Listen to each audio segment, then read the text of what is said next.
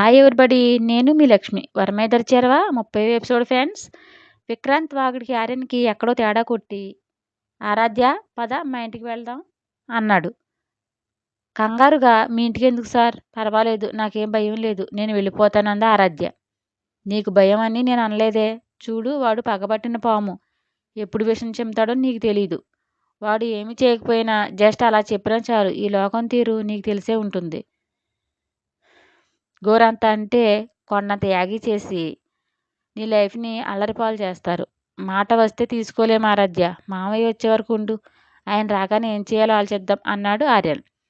ఆరాధ్య ఇంకేమీ అనలేక మౌనంగా కారు ఎక్కింది. ఆర్యన్తో పాటు వచ్చిన ఆరాధ్యను నవ్వుతూ ఆహ్వానించింది విజయ.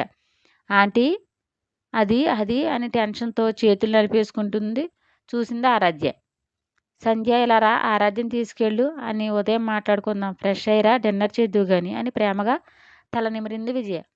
తల ఊపి సంధ్యతో పాటే వెళ్ళింది ఆరాధ్య. ఆర్యన్ తల్లి చేతిని తీసుకుని కిస్ చేసి బుగ్గన అంచుకున్నాడు. చిన్నగా నవ్వి వెళ్ళు, ఫ్రెష్ అయ్యిరా అని పంపింది విజయ. ఇద్దరు ఫ్రెష్ అయి వచ్చాక వడ్డించి మామూలు టాపికే మాట్లాడింది. ఆరాధ్య కంట్లో నీళ్లు ఊరగా ఆమెను అలాగే చూసింది. కొసరి కొసరి అనిపించే తన తల్లి జ్ఞాపకం రాగా, ఏంట్రా మీ అమ్మగారు గుర్తుకొచ్చారా లాలనగా అడిగి.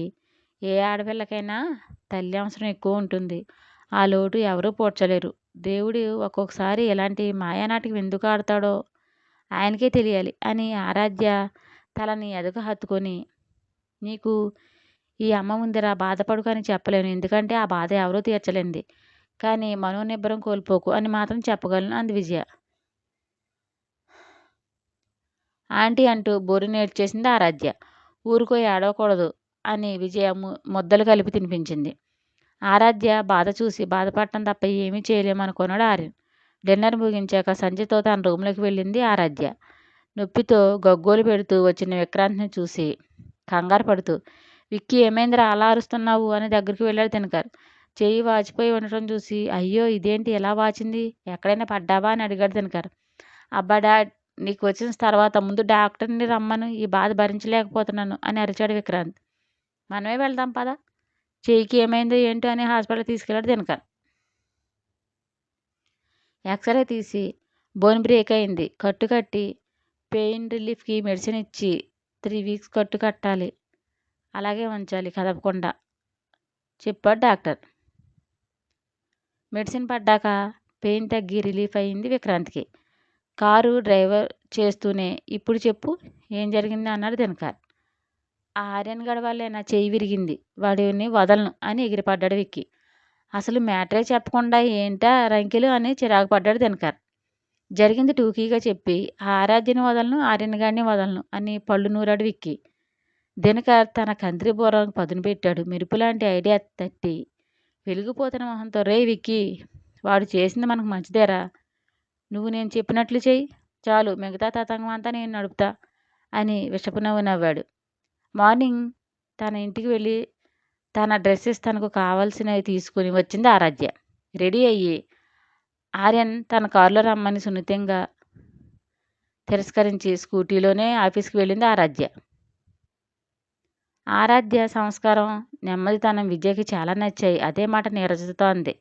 తల్లిదండ్రుల పెంపకంలో సంస్కారం ఉంటుంది, తల్లికే సంస్కారం లేకపోతే నీ కోడలిలా ఉంటారు అని వెళ్ళింది నీరజ. విజయకు మనసు కనిపించింది. ఆరాధ్య ఆర్యన్ భార్య అయితే బాగుండును, ఇద్దరు సంతోషంగా ఉందరు అనుకుంది. 4 రోజుల తర్వాత చెల్లాయి చెల్లాయి అంటే అరుస్తూ వచ్చాడు దినకర్. సత్యదేవ్ లేరుగా ధైర్యం పెరిగింది బిడ్డకి. ఏంటి అన్నయ్య, ఏంటా అరుపులు అని అడిగింది చాముండేశ్వరి. నీ అల్లుడు ఏం చేశాడో తెలుసా అన్నాడు. చాముండి మొహం రోతగా పెట్టి, నాకు అల్లుడు ఎవరూ లేరు అంది విసుగ్గా.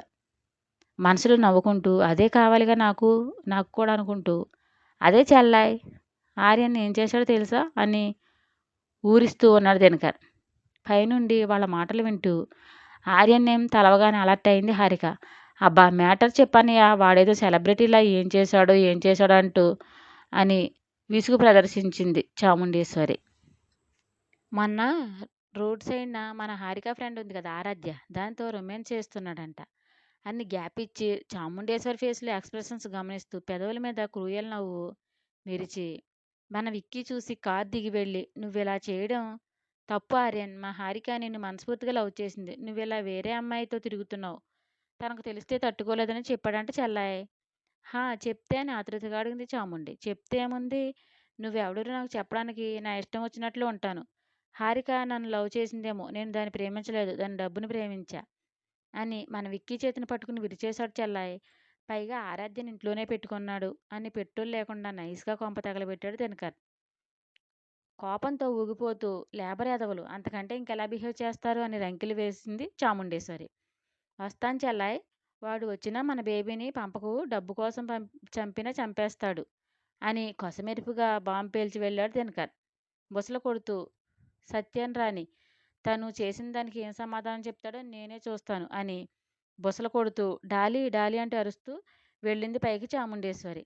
అప్పటికే బీపీ రైజ్ అయి ఒళ్ళంతా చెమటలు పట్టేసి స్పృహ తప్పి పడిపోతున్న హారికను చూసి కంగారుగా డాలీ అంటూ పెద్దగా కేకవేసిన సెక్యూరిటీని పిలిచింది.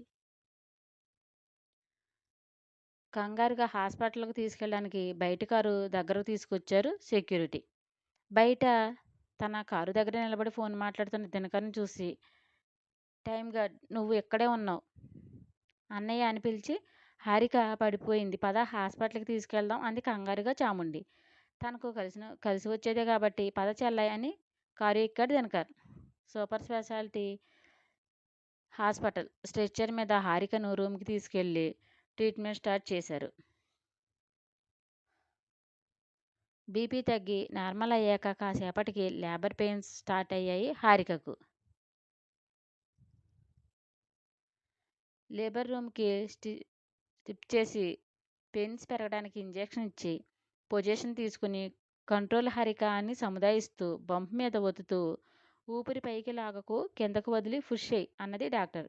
పెద్దగా అరుస్తూ, "నో, నో నా వల్ల కాదు. ఈ పెయిన్ నేను భరించలేను" అంటూ అరిచింది హారిక. "కూల్ కూల్ యార్. టెన్షన్ పడకు. నీ బేబీ సఫర్ అవుతుంది. మరి నీ బేబీ నీకు వద్దా" అని అనునయంగా చెబుతూ తను చేసేది చేస్తుంది డాక్టర్. "నో, నాకు నా బేబీ కావాలి" అంది కంగారుగా హారిక. "మరి నువ్వు పెయిన్స్ ఓర్చుకుని నేను చెప్పినట్లు చేయాలి. అప్పుడు నీ బేబీ సేఫ్‌గా బయటకు వస్తుంది" అని, "నీ బేబీ కూడా నీ అంత అందంగా ముద్దుగా ఉంటుంది. కొంచెం కోఆపరేట్ చెయ్" అంది. డాక్టర్ చెప్పినట్లు వింటూ తన బాధనంతా కన్నీళ్ల రూపంలో వదిలేస్తూ పుష్ చేసింది హారిక. తన తల్లిని ఎక్కువ ఇబ్బంది పెట్టకుండానే వచ్చేసింది బయటకు బేబీ. వస్తూనే రూమ్ దద్దరిల్లేలా ఏడ్చింది పెద్ద సౌండ్ బాక్స్‌లా. నర్స్ "అమ్మో! గొంతు పెద్దదే" అని నవ్వి క్లీనింగ్‌కి తీసుకెళ్ళింది. హారికకు ఇంజెక్షన్ చేస్తూ, "కంగ్రాట్స్ నీకు అమ్మాయి పుట్టింది. అచ్చం నీలాంటి బొమ్మ" అంటూ నవ్వింది డాక్టర్. "నా బేబీ నా బేబీ" అని మగతగా కలవరిస్తూ మత్తులోకి జారిపోయింది హారిక. ఆర్యన్‌కి సెక్యూరిటీ పర్సన్ ఫోన్ చేశాడు హాస్పిటల్‌కి తీసుకెళ్తున్నప్పుడే.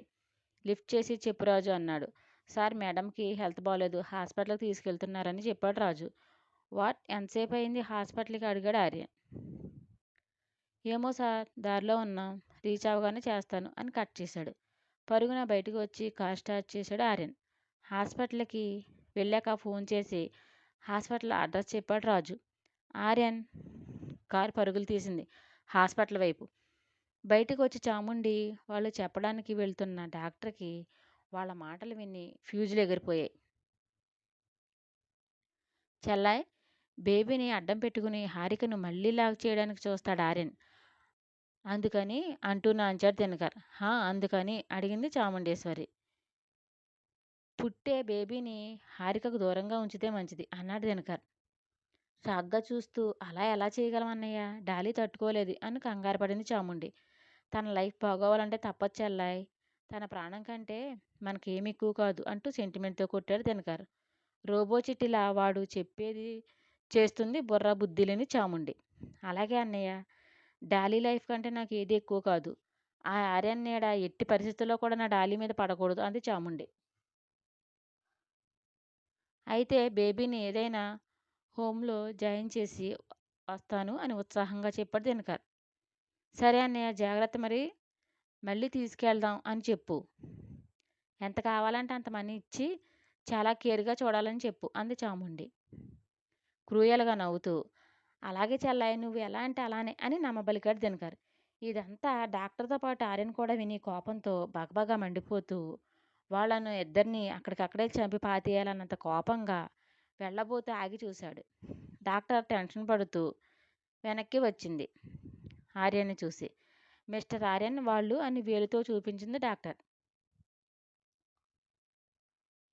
నా స్టోరీ గనక మీకు నచ్చినట్లయితే ఒక లైక్ ఇచ్చి షేర్ చేయండి యార్. ప్లీజ్ సబ్స్క్రైబ్ చేయండి బడ్డీస్.